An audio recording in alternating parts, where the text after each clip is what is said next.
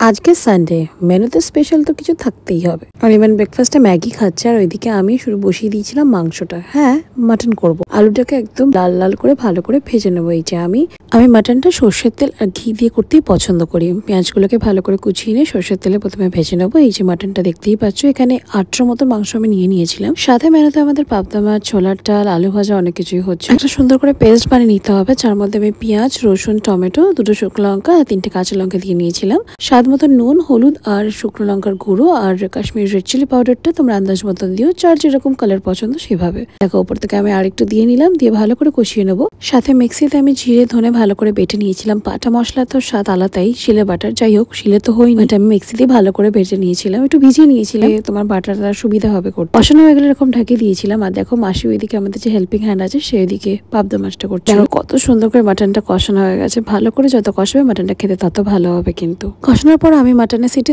নিয়েছিলাম 4 থেকে 5টা, তোমরা আন্দাজ মতন দিও। আমার লাল লাল ঝোল কিন্তু একদম রেডি। নামানোর সময় কিন্তু ঘি গরম মশলা দিতে একদম ভুলবে না, ওটা কিন্তু আরোমাই আলাদা। অবশ্যই কমেন্ট করে জানাবে কেমন লাগলো।